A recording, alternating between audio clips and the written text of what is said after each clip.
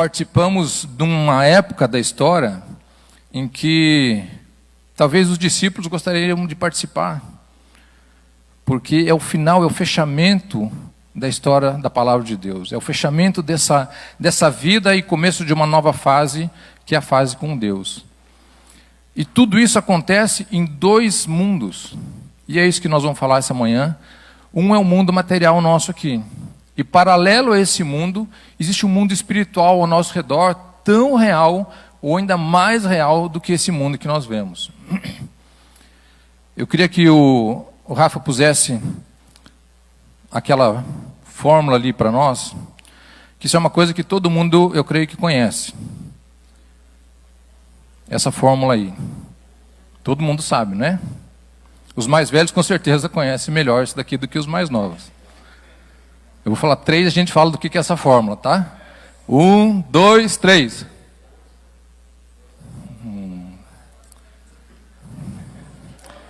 Poxa vida, eu tinha certeza que todo mundo ia acertar. Essa aqui, eu vou dar uma dica para vocês. Eu vou dar uma dica. Quem escreveu essa fórmula chamava Isaac Newton. Então ela é a fórmula da... Essa é a fórmula da gravidade, gente. Tão simples, todo mundo conhece, não conhece? Não. Às vezes a gente pode ser que não conheça. Mas quem daqui não é afetado por essa fórmula? Quem daqui não é afetado pela gravidade? Fala para mim, ergue a mão para mim conhecer. Quem daqui entre nós, apesar de não conhecer a fórmula, não é afetado pela gravidade? Não existe ninguém. Não existe ninguém que não é afetado pela gravidade. Da mesma forma, não existe ninguém que não seja afetado pelas leis do mundo espiritual. Ah, eu não acredito. Ah, eu não conheço. Não tem problema. Você não conhece essa fórmula aqui. Mas desde pequenininho, você cuidava para não ficar no lugar mais alto, porque você sabia que ia cair. Você não conhecia, mas por que a fórmula agia sobre você? Porque não interessa o teu conhecimento. E aqui começa o primeiro ensinamento que está lá em Oséias. O meu povo padece por falta de conhecimento. Muitas vezes nós não conhecemos a palavra de Deus e nós sofremos, e nós erramos, e nós batemos a cabeça porque a gente não conhece, ou porque a gente não acredita, porque a gente acha que isso é fantasia, porque acha que é coisa de, sei lá, de outro mundo. Não, isso é coisa para aquelas igrejas pentecostal, não. Aqui a gente é mais tradicional. Não, o reino de Deus, o mundo espiritual, ele é tão real quanto isso que nós estamos vendo aqui, e é tão real e é tão efetivo na tua vida, quanto na minha vida, quanto na vida de quem está no mundo, quanto na vida de quem está na igreja. É uma lei que rege todas as coisas no âmbito espiritual. Não existe como fugir disso. Todas as coisas funcionam debaixo de uma lei, e essa lei foi criada por Deus. Quando que essa lei foi criada por Deus? Quando ele disse, haja luz.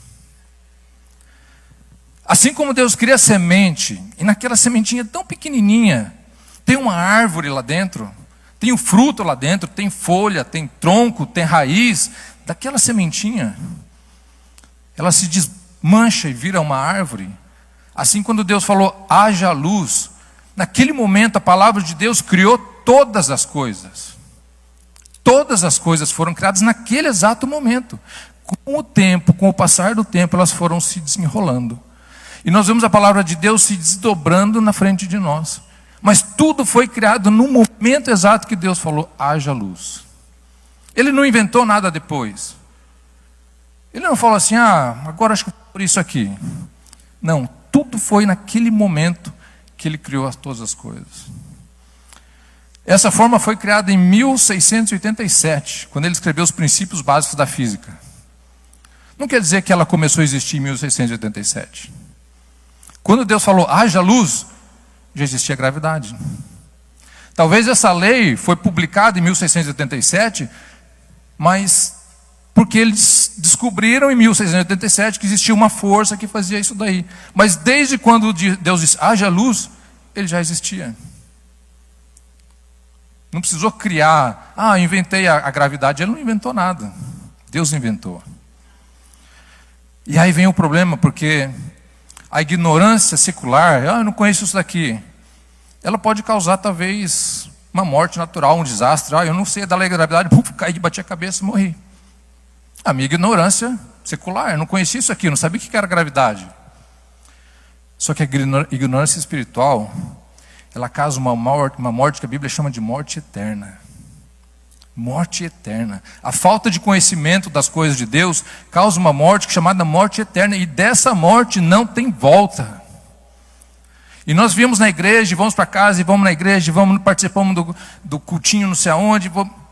Gente, tudo isso é para embutir dentro de nós um conhecimento que está além desse conhecimento natural. Está além desse conhecimento do que nós estamos vendo aqui.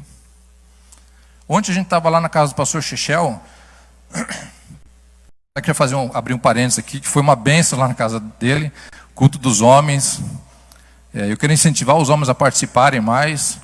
Palavra de Deus, ele falou sobre João 14, quando Jesus fala que foi preparar a morada para nós. E esse conhecimento nós temos que ir para morar nessa morada de Deus. Então participem os homens, comida de excelente qualidade, by the way. Mas vão pela palavra. Mas ali a gente aprendendo, a gente vê que a palavra de Deus, ela é feita para nós. Deus criou todas as coisas para nós. E nós vamos ver isso daqui a pouquinho. Mas para me falar de mundo espiritual, eu queria começar bem do começo, lá do princípio das coisas. Gênesis 1:1. Não tem como ser mais inicial, né? No princípio criou Deus os céus e a terra. Tudo foi criado por Deus. Todas as coisas, naquele momento, como eu falei, quando ele disse, haja luz, Deus criou todas as coisas. Nada do que existe, ou do que ainda vai existir, não foi criado nesse momento, quando Deus criou o céu e a terra. Tudo que você imaginar. Se você pensar, Lavoisier disse assim, outro físico, hoje eu estou com os físicos, né? Disse assim, na natureza nada se cria, nada se perde, tudo se transforma. Você já pensou nisso? Nós moramos nesse planeta há quantos mil anos? Nunca veio nada de fora para esse planeta. Nós temos água, nós temos comida, nós temos luz, nós temos... Tudo está aqui, está se renovando. Você constrói, destrói, pega fogo, outro vem. Nada vem novo. Porque nesse momento, Deus colocou tudo para nós. Aí você pergunta assim, bom, mas Deus criou os céus, a terra eu sei o que é, eu estou vendo aqui, é isso aqui que a gente sente, a gente pisa, a gente olha, mas e o céu? O que é o céu? Se Deus criou o céu? Eu diria que o céu, quando a Bíblia fala de céu, ela fala com uma expressão que indica, como eu diria, lugares diferentes. Como assim? Um lugar que Deus fala, que a Bíblia fala, está lá em Atos 7:49. A Bíblia cita o céu como sendo o trono dele. O céu é o trono de Deus. Então quando a gente olha, o céu, Deus criou o céu, Deus criou o trono de Deus. Então nós sabemos que Deus está no céu. Esse é o trono de Deus. Mas e esse céu azul que a gente olha ali fora? Nós temos também um outro céu, não tem? Esse céu, quando a gente olha para cima, e quando a gente fala para cima, é meio redundante, porque para cima para nós é aqui, mas para quem está do outro lado do globo, para cima é lá para baixo. Então quando a gente olha o céu para cima, de repente não é para cima, é para o lado, é para baixo, é meio esquinado, é acima de nós. É um céu azul. Esse é o céu atmosférico que Deus criou para nós. Onde estão os passarinhos, onde estão as nuvens se formam para poder trazer a chuva. Deus criou o céu, céus, no plural, está vendo? Deus criou a terra e os céus. Então nós temos dois céus. Mas eu diria que nós temos mais um céu. E esse outro céu está o reino das trevas. Como assim? Existe um céu, ou o que a Bíblia chama de céu, está o reino das trevas. Onde é que fala isso? Estou inventando isso? Não. Está lá, vamos pegar ele aqui, Efésios 6:12. Efésios 6:12 diz o quê?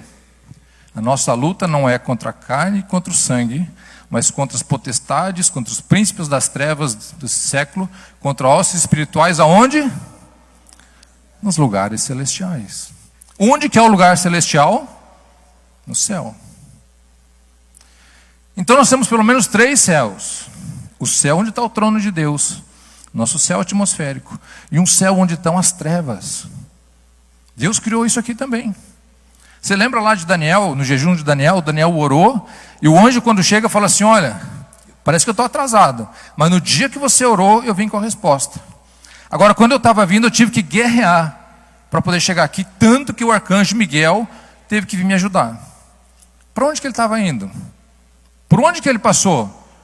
Por uma região nas áreas celestiais, no mundo espiritual, onde estão as trevas. Então não é brincadeira, não existe, faz de conta, existe um lugar de céu onde está o trono de Deus, que Paulo fala que, ele fala assim, eu conheci um homem, não sei se na carne ou fora dela, que foi ao terceiro céu. Qual que é o terceiro céu então? É onde está o trono de Deus, é o mais elevado. Talvez o segundo céu onde dão as trevas, e o primeiro céu, esse nosso céu atmosférico. Mas nós temos que entender isso. Ok, então Deus criou os céus e criou a terra. A terra ele criou completa. Ele não deixou nada para criar de repente.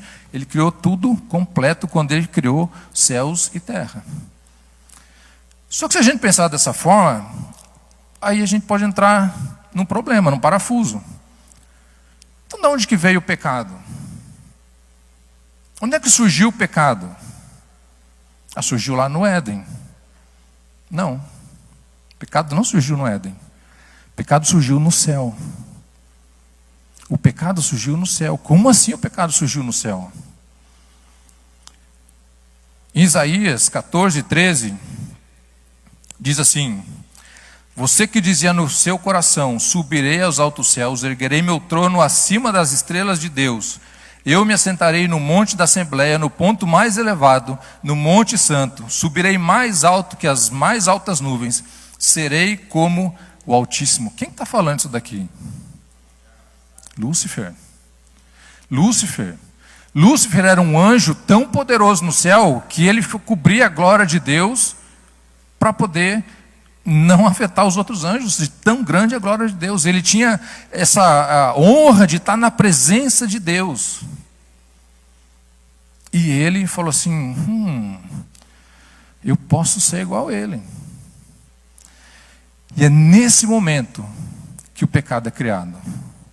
É nesse momento, quando o anjo quer ser mais do que Deus, aparece o pecado. Não foi com Adão, foi lá no céu ainda.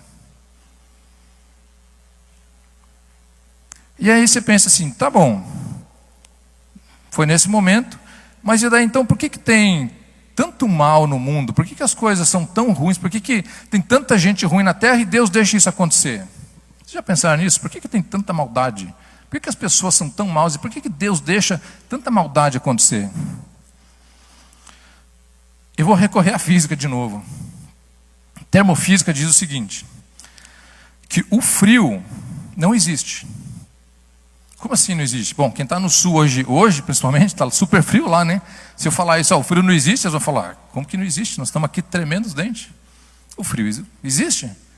Só que a termofísica fala assim, para a gente medir o frio, a gente tem que medir quanto de calor existe em alguma coisa. Ou seja, a gente não mede o frio, a gente mede a ausência de calor. Não existe frio, existe ausência de calor. Você não pode falar assim, olha, eu vou pôr tanto de frio. Não, você vai falar, eu vou tirar tanto de calor. Quando você tira o calor, se torna frio.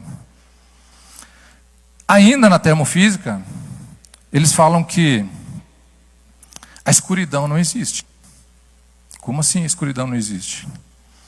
Da mesma forma, como o frio é falta de calor, a escuridão é falta de luz. Não existe escuridão, existe falta de luz. Então, se você quer ter alguma coisa escura, você faz o quê? Tira a luz. A partir do momento que você põe uma fagulhazinha de luz, a escuridão se vai. Ou seja, a escuridão é a falta de luz. Vamos voltar agora para Satanás, para Lúcifer. Lúcifer estava na frente de Deus, Deus Todo-Poderoso. Toda a justiça, todo o amor, toda a glória estava ali na frente dele. Ele resplandecia a glória de Deus. Agora ele é expulso do céu. Quando ele é expulso do céu, passa a acontecer o quê? Ficar longe da luz. Quando ele fica longe da luz, o que acontece com ele? Ele tem luz própria? Não tem. Ele vira o quê? Trevas. Vocês entenderam da onde que saiu o mal? O mal é a distância do bem. As trevas são é a distância da luz.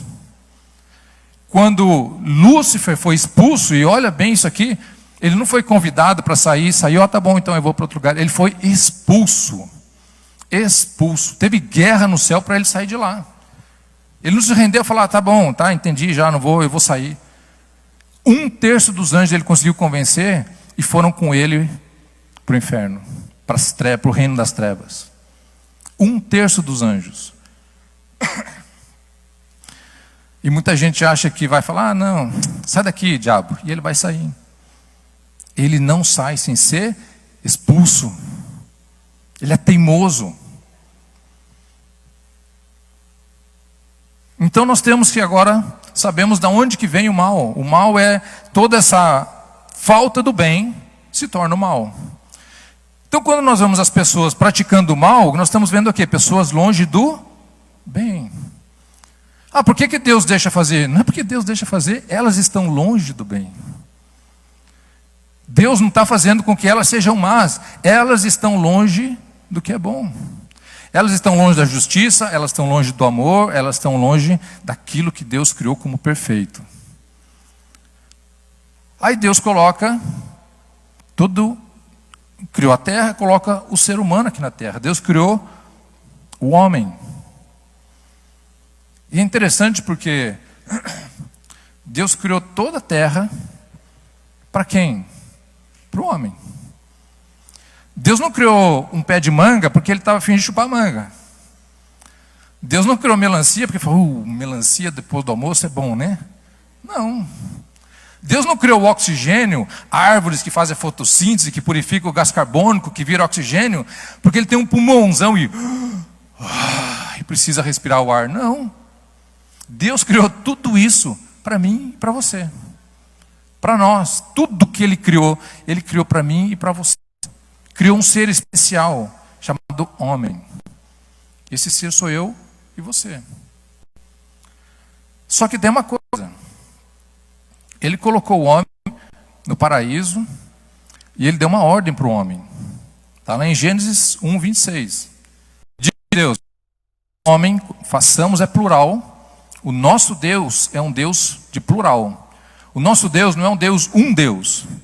Às vezes dá um nó na cabeça isso, né? Como assim façamos? São 3 deuses, um só? Então um fala e o outro pode discutir? Não, eles são 3, mas são um só. É 3 em 1.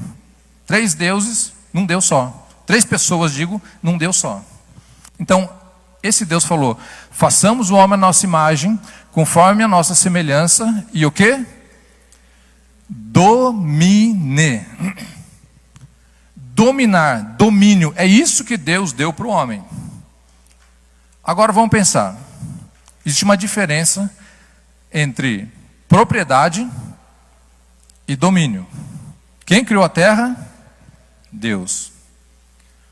De quem que é a terra? De Deus. A terra é de Deus. Salmo 115:16 diz o seguinte: os mais altos céus pertencem ao Senhor, mas a terra Ele confiou aos filhos dos homens. Algumas palavras, alguma ali, como diz, deu-lhes, mas na verdade Ele confiou, Ele deu como para o homem dominar. Porque no Salmo 24 diz assim, Salmo 24:1, do Senhor é a terra e tudo que nela existe, o mundo e os que vivem nela.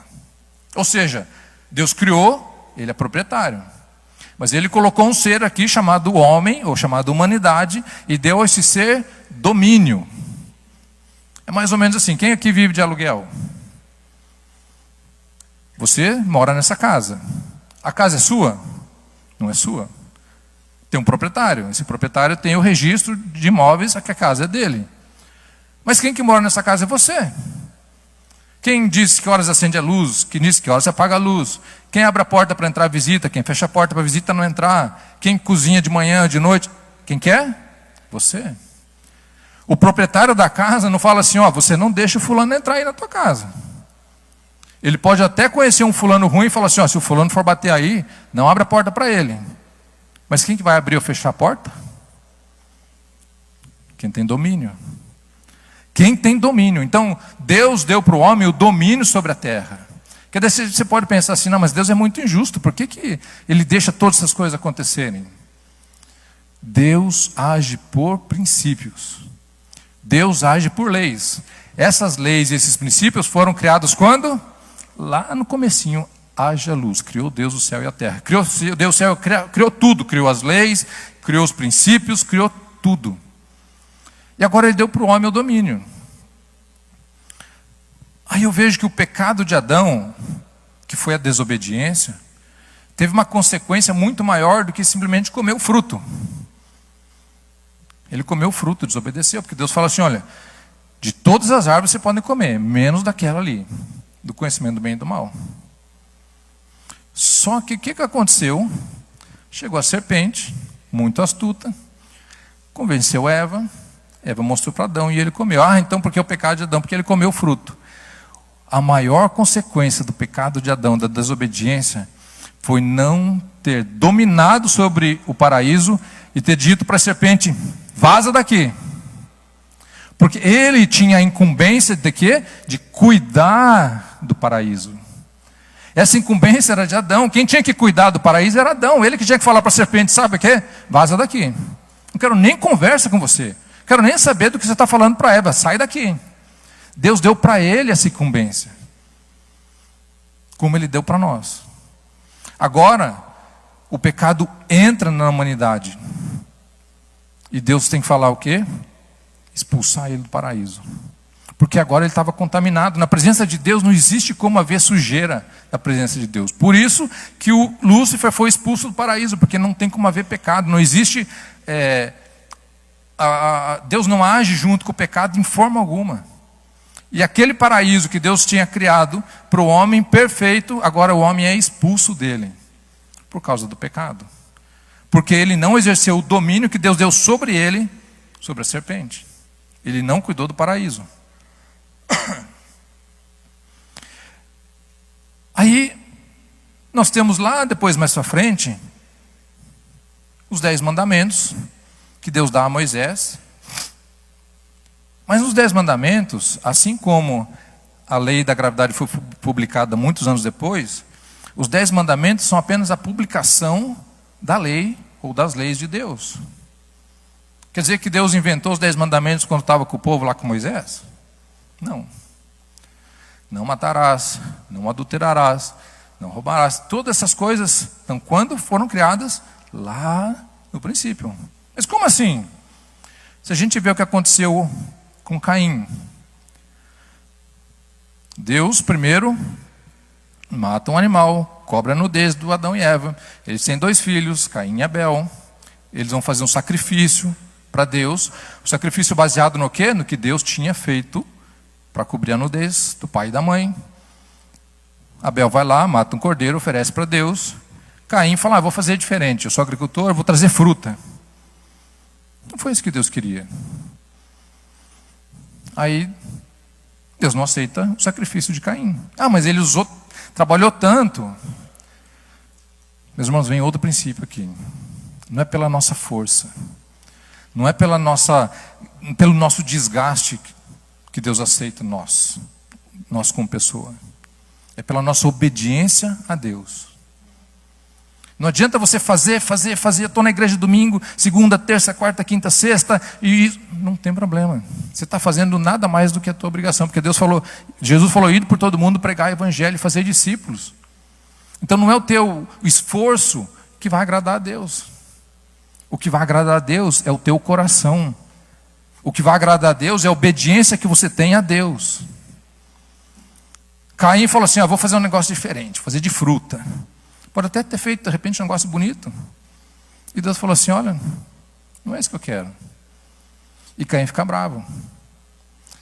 E aí Deus fala para Caim assim, por que você está aí tão aborrecido, essa cara fechada, da cara comprida, né, como a gente chama?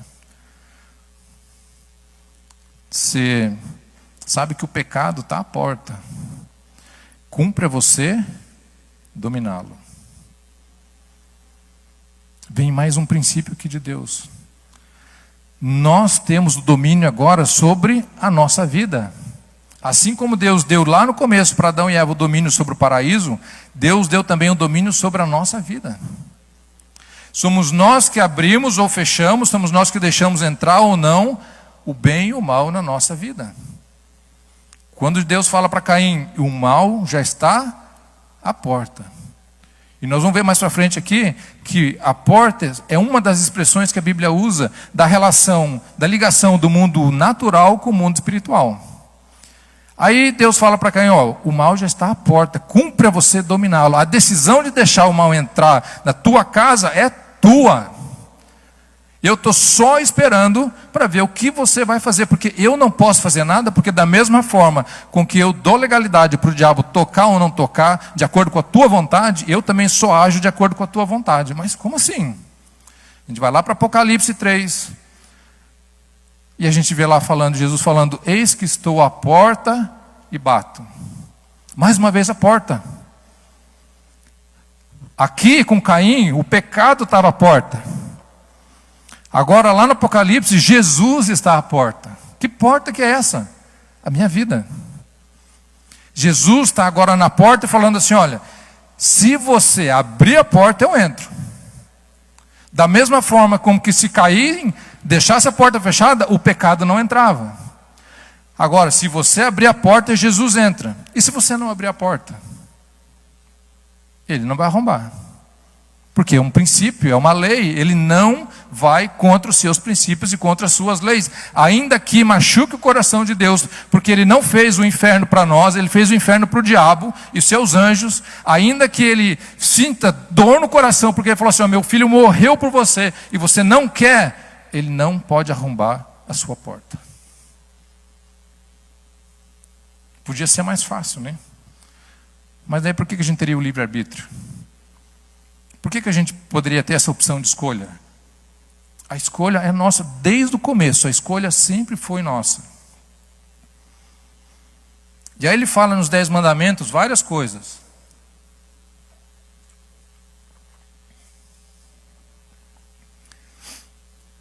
E ele fala, visitarei a iniquidade dos pais nos filhos, até a 3ª e 4ª geração. O que quer dizer isso? Quer dizer que existe um pecado que cria uma raiz, e essa raiz vai seguindo. E ela vai brotar de novo, pode brotar na 2ª, na 3ª, na 4ª geração, se ela não for eliminada.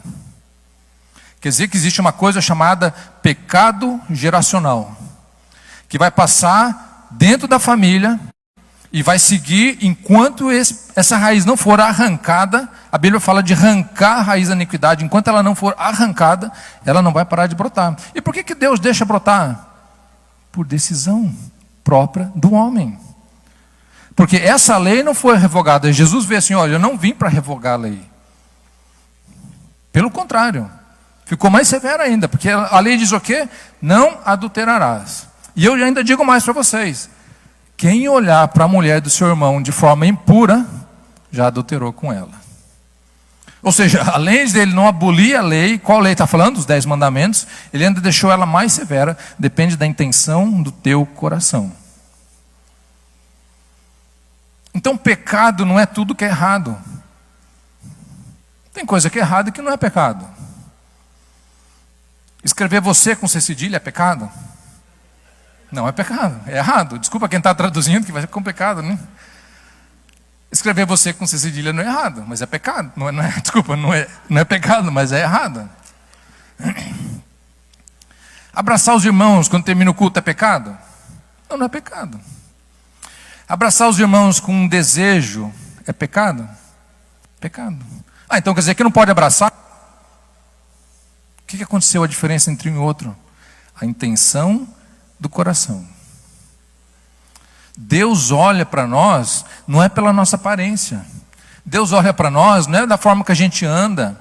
Deus olha para dentro de nós. Deus olha para dentro de cada um de vocês e fala assim: por que vocês estão vindo aqui? Por que vocês vêm todo domingo? Deus olha por isso. Eu venho porque, sabe, né, se eu não vier, sei lá, o pastor pode me chamar a atenção. Não, eu venho porque eu estou com um paquerinha ali. Eu lembro que eu fui jovem, eu fui na igreja por causa disso. Os jovens estão aqui. A intenção do coração é aquilo que manda no nosso relacionamento com Deus. Por que você faz aquilo que você faz? Você vai responder para Deus isso. Não adianta você inventar uma história, Deus por causa de um não sei o quê. Deus vai olhar para o teu coração e falar assim: não adianta mentir para mim. Ontem ainda eu falava com meus filhos, falei assim: olha, o que eu posso fazer por vocês é pregar a palavra de Deus e fazer o que a Bíblia fala. Ensina o teu filho no caminho que ele deve andar. Só que vai chegar um dia que nós vamos estar diante de Deus, e eu creio que nesse dia nós vamos ter consciência de tudo aquilo que nós fizemos na nossa vida. Esse dia nós vamos estar na presença de Deus, e como se fosse assim um flash, toda a nossa vida vai passar na nossa frente. Existe uma forma de você ver, ou de você expressar o novo nascimento. Vou dar 2 exemplos. Um deles foi Paulo. O Júlio falou ainda há pouco aqui sobre o Paulo. Paulo não viveu com Jesus. Paulo não conheceu Jesus pessoalmente. Mas Paulo teve uma experiência espiritual com Jesus que transformou a vida de Paulo. Ele que era um religioso, ele não era um qualquer um, ele não era um perdido, ele era um religioso que perseguia cristãos, porque ele acreditava que aquilo ali era uma seita, que aquilo ali era uma bagunça. O que é isso? E ele perseguia cristãos, e ele era zeloso naquilo que ele fazia. Tanto que ele estava indo para Damasco, ele que pediu as cartas: não, me dá a carta aqui, que eu vou lá em Damasco, que nós vamos perseguir os cristãos de lá também. E ele tem uma experiência com Jesus. No caminho de Damasco, Jesus aparece para ele, glorificado. E ele fala assim: quem que és tu? Eu falei: eu. E Jesus fala para ele: eu sou Jesus a quem você persegue. E a experiência de, naquela época, Saulo foi tão grande, foi tão chocante. Ele inclusive tem o seu nome mudado.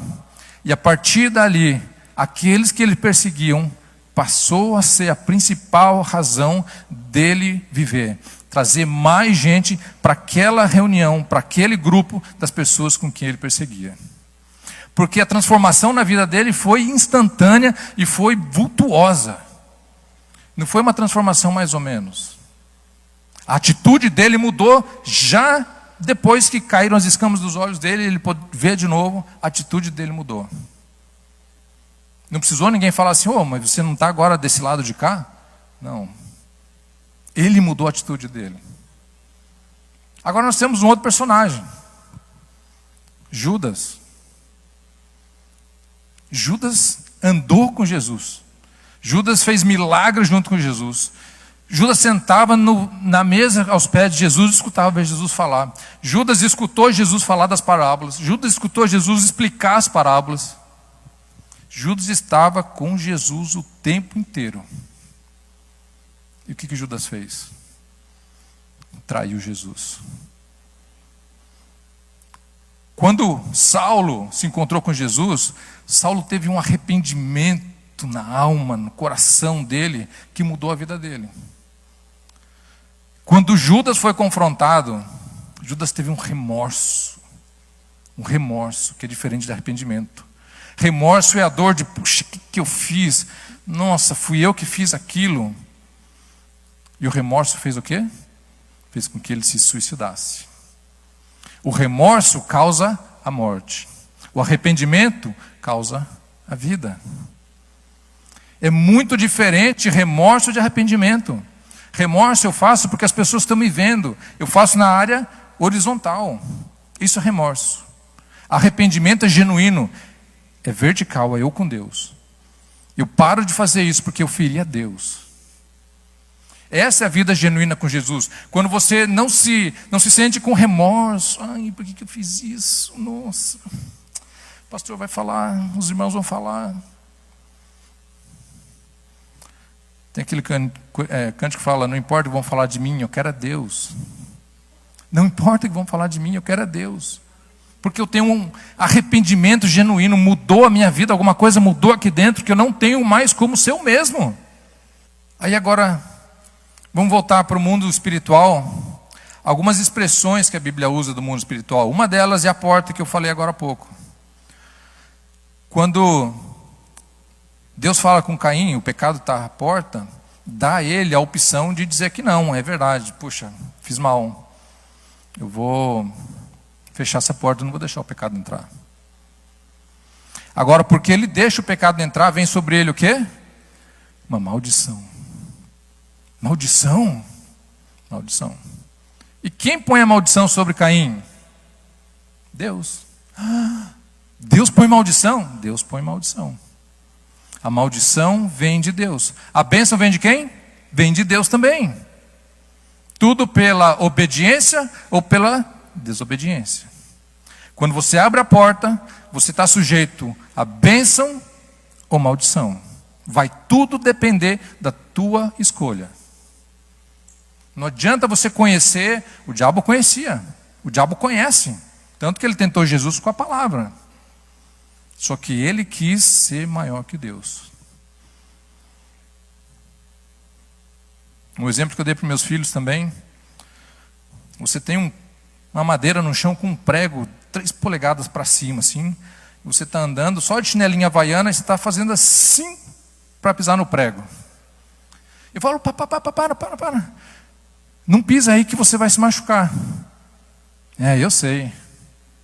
Eu falo para eles, tem uma frase que eu não me deixa nervoso. Eu sei. Você sabe e continua fazendo, quer dizer que você não sabe. Não, eu sei, você vai pisar no prego. Não, eu sei. Tá bom. Prego dentro do pé. Começa a doer, começa a chorar, começa a reclamar. Mas você não sabia?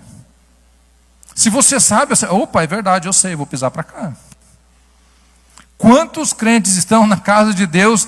Eu sei. Essa palavra, que bênção, eu sei disso. Mas está indo pisar no prego. Porque não teve transformação, não conseguiu ainda assimilar de que o que eu estou deixando de lado não tem valor nenhum. Porque eu estou indo para um mundo espiritual, que eu estou indo para uma vida eterna, que lá todas as coisas que são desse mundo não têm valor nenhum. Nada do que você fizer aqui, nada do que você conquistar aqui, nada do que você conseguir nessa terra vai ter valor para onde nós estamos indo. Ou você não acredita nisso. Não existe um meio termo. Não, mas eu acredito, mas também, poxa, na minha idade eu tenho que aproveitar, né? Então, porque você ainda está falando, eu sei, mas eu quero pisar. Não existe como você ter vida com Jesus, não existe como você entender do mundo espiritual se você não mudar a sua vida. É incompatível. É incompatível você ter uma vida de pecado, e a Bíblia fala que aquele que nasce de novo, ele não vive pecando. Fala, mas quer dizer que então eu nasci para virar santo? Não, nós passamos por um processo chamado processo de santificação. Só que nesse processo, a prática do pecado já não é mais uma prática. É um acidente de percurso. Puxa vida. Deus, me perdoa porque eu errei. Isso elimina a tua consequência? Não. Mas muda uma coisa: o teu relacionamento com Deus. Davi era chamado o homem segundo o coração de Deus. Olha o título de Davi. E um dia estava Davi lá no palácio, olhando no terraço, e vê quem? Betseba, bonita, tomando banho. Puxa, ela mesmo. Davi conhecia a palavra, Davi conhecia o que a palavra falava, e falava, manda chamar ela aqui. Adultera com Betseba. Puxa, e agora? Um pecado precisa de outro pecado para ser encoberto. O que ele faz? Já sei. Chama Urias, marido dela. Faz uma festa lá. Urias, você está na guerra, vem cá descansar um pouquinho. Vai para casa, descansa um pouco. E Urias faz o quê? Fica no palácio. Urias não vai para casa. E Davi, que homem, Vai para casa, rapaz, vai lá com a tua mulher. Não posso, meus companheiros estão na guerra. Como é que estou eu aqui desfrutando da minha mulher? Não, eu vou ficar aqui no palácio. Determinado. Aí o Davi, pronto, então peraí, vamos fazer uma festa aqui, dar um porre nesse Urias. Aí ele vai para casa, aí ele vai fazer a festa com a mulher dele. Ele não vai, dorme lá no cobertor do Davi. Aí Davi pensa num plano maquiavélico. Faz uma carta, dá para Urias. Urias, leva essa carta lá para o comandante do exército. Era a sentença de morte dele. Leva essa carta lá para o comandante do exército, entrega lá para ele, faz favor. Tá bem. O comandante abre, olha, coloca Urias na frente de batalha. Lá na frente onde o negócio está pesado mesmo. E aí vocês vão recuando. E deixa ele lá para morrer. Não foi por acaso, foi premeditado. É o que a gente chama de crime premeditado. Ele pensou em tudo. Como é que eu vou fazer? Vai que ele vai para a guerra e não mata, e não morre, vai que ele é um bom combatente. Não, joga ele lá no fogo e vai saindo de mansinho, deixa ele lá. O pecado do adultério de Davi, para ele encobrir, ele teve que fazer um pecado de morte. Aí vem o profeta Natã, confronta Davi, e Davi faz o quê? Pequei contra o Senhor. Davi se arrepende do pecado. Ele se arrepende do pecado. Pequei contra o Senhor. E o Natã fala para ele assim, olha, Deus está falando para você, porque você se arrependeu, você não vai morrer. Ele aceitou o teu arrependimento. Mas a consequência do teu pecado vai brotar de novo. E não vai apartar de você, a espada da tua casa não vai se apartar. Por quê? Porque o derramamento de sangue que você causou, vai causar derramamento de sangue na tua família, porque não posso conviver com o pecado, e eu visito a iniquidade dos pais nos filhos, até terceira e quarta geração, está na minha palavra. E o diabo sabe disso e chega na presença de Deus. Deus, ele derramou sangue, agora eu tenho o direito de derramar sangue na vida dele também, porque ele me deu essa legalidade. Ele abriu essa porta, ele falou assim, olha, porque você fez, agora eu posso fazer. Nossa, é assim? É assim. O mundo espiritual não brinca.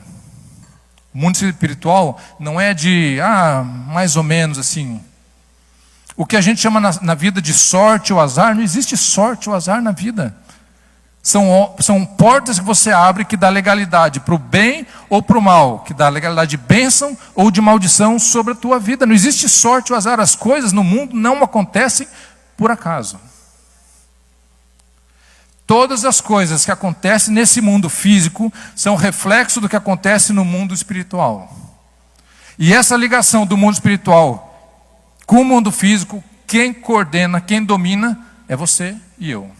Cada um individualmente na sua vida, eu e você, abrimos ou fechamos portas do mundo espiritual. Não existe outra forma. Não existe um bem por ser bem, um mal por ser mal. Nós temos o domínio, Deus nos deu esse domínio.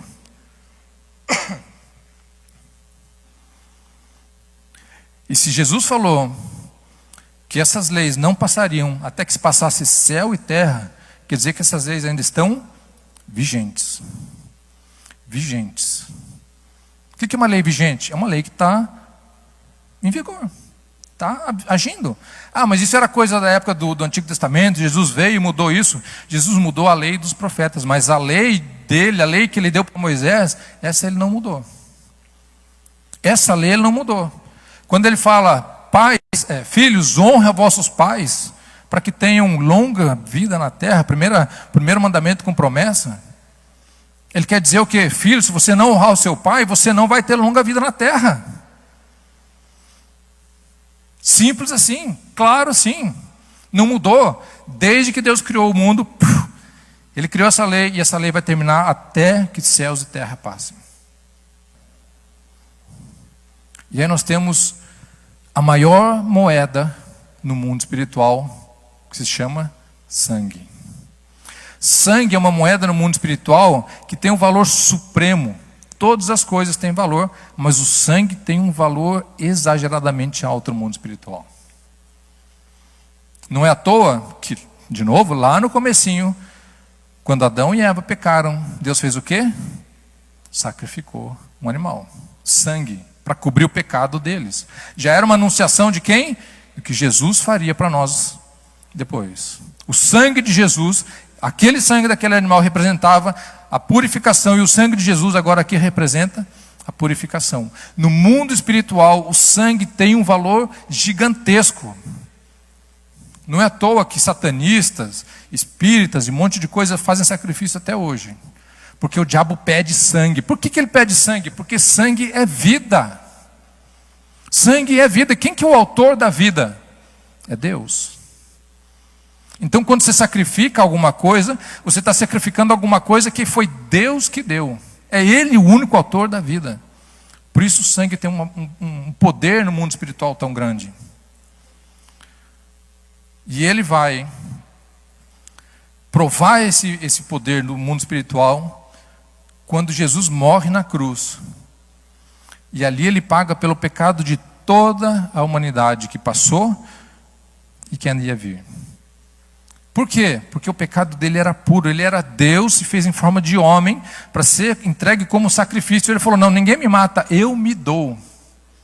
Ele é o sacrifício. Por um amor tão grande a nós, Ele falou, eu me dou, eu vou pagar o preço por eles. O meu sangue vai pagar o preço por todos eles. Todos os pecados da humanidade vão estar pagos pelo meu sangue, porque não existe um sacrifício maior. Ele ressuscita. Está lá Maria Madalena chorando, Jesus ali ressuscitado. Ela não reconhece ele, pensa que é um jardineiro. Fala onde que você pôs ele. Quando ele chama ela pelo nome, ela, Rabone, mestre. E ele fala o que para ela? Não me detenha, que eu ainda não fui para o meu pai. O que ele ia fazer com o pai? O que ele estava falando para ela? A Bíblia nos fala que Jesus é o quê? O sumo sacerdote. O que o sumo sacerdote fazia? O sumo sacerdote era aquele que fazia o sacrifício, levava no santo dos santos, um lugar na tenda de Deus, e entregava lá para Deus o sangue. E agora Jesus, o sumo sacerdote, fala para ela, não, espera aí, eu não fui para o meu pai ainda. O que ele ia fazer com o pai? Levar o sangue do sacrifício para Deus. Nesse momento ele fala, me espera, que eu vou ainda levar para o meu pai o sangue do sacrifício e vai pagar o pecado de todo mundo, e aí depois eu volto para vocês. O sumo sacerdote, Deus, Jesus, levou para Deus, no santo dos santos, na área celestial, no mundo espiritual, o sacrifício dele para Deus. E ali ele pagou o pecado de toda a humanidade. Quer dizer então que todo mundo está salvo? Não. Mas como assim? Se ele pagou o pecado de toda a humanidade, por que não todo mundo está salvo? Porque depende da escolha. Porque a porta quem abre sou eu, quem abre é você. Esse sangue só tem valor na minha vida se eu abrir a porta para ele. Jesus disse, eis que estou à porta e bato. Não tem como esse sangue, por mais poderoso que ele seja, fazer efeito na minha vida se eu não for até ele. Se eu não abrir a porta da minha vida para ele. Mas de novo, se você abriu a porta para ele, a tua vida tem que ser diferente. A tua vida não pode ser a mesma. Se você entendeu o que Jesus fez ali naquela cruz, se você entendeu o valor que esse sangue tem nessa região espiritual, se você entendeu isso, a tua vida tem que ser diferente, não pode ser a mesma. Não adianta você vir na igreja, não adianta você fazer sacrifício, não adianta você fazer penitência, nada vai mudar na tua vida se você não realmente aceitar Jesus e ter uma transformação verdadeira e genuína de dentro para fora. A tua aparência de bonzinho, a tua aparência de crente, de bonitinho, não vai mudar em nada. Pelo contrário, o diabo vai ficar feliz. Yes! Está se enganando.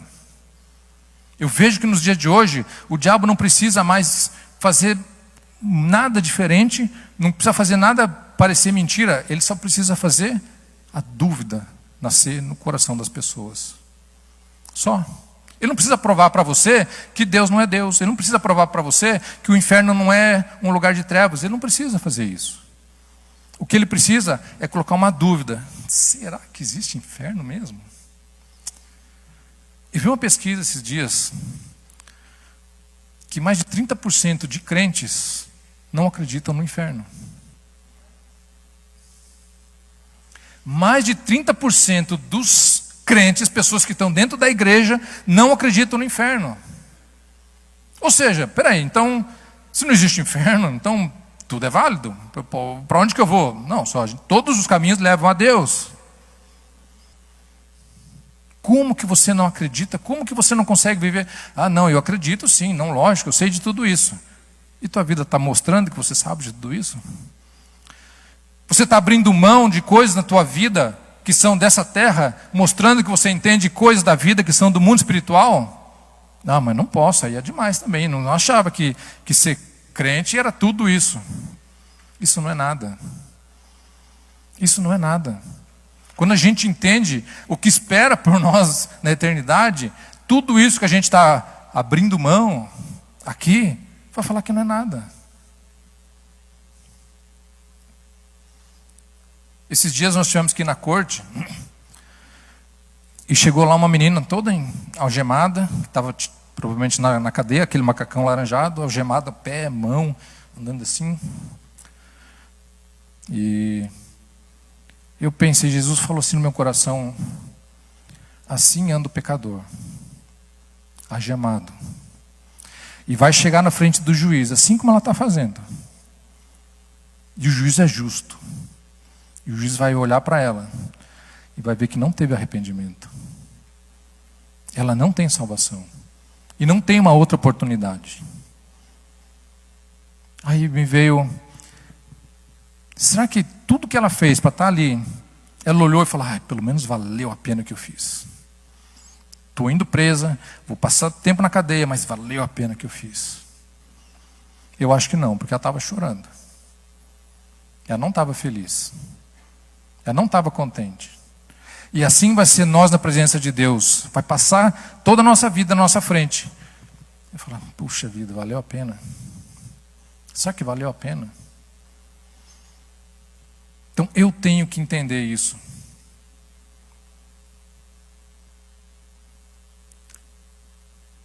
A palavra de Deus, ela se renova, mas não porque ela muda, porque ela fala com a gente de formas diferentes. Todo o tempo.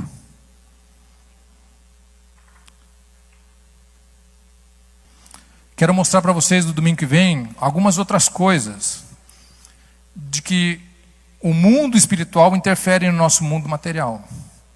Eu quero mostrar para vocês como muitas vezes essa vida sofrida aqui na terra é reflexo da porta que a gente abriu no mundo espiritual. Doenças espirituais, dificuldade financeira.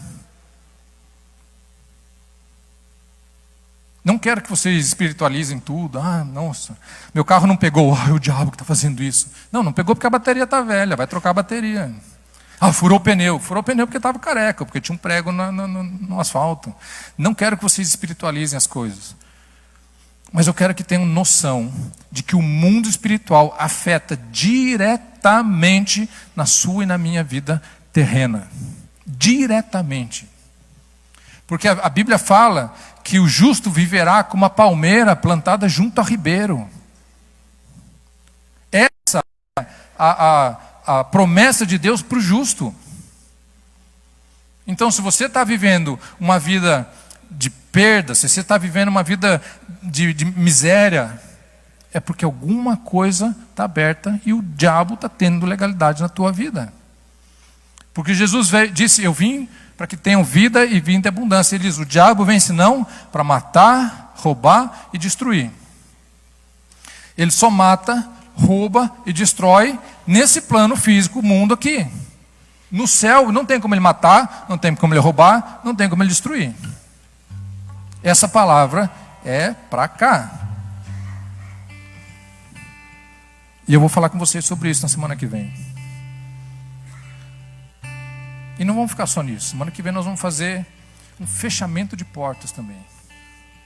Porque não adianta vocês aprenderem tudo isso aí, tá, mas e daí na prática? O que eu faço? Eu vou continuar desse jeito? Não, nós vamos fechar aqui em nome de Jesus. Vidas vão ser transformadas porque eu creio. Eu creio na palavra de Deus. Eu vi transformação na minha vida. por isso que é importante a gente abrir o nosso entendimento. Por isso que Oséias fala, o povo padece por falta de conhecimento. Tem que conhecer a palavra, para quando o diabo chegar com uma mentira, quando o diabo chegar com uma enganação, você fala, aqui não, para cima de mim não. Eu vou falar com vocês por quanto tempo o diabo atormentou a minha cabeça. Por anos, para mim me suicidar. Muito tempo. Culminando até aqui, já nos Estados Unidos. Ele me passar todo um esboço de como que eu devia fazer. Ele não brinca. O mundo espiritual não brinca.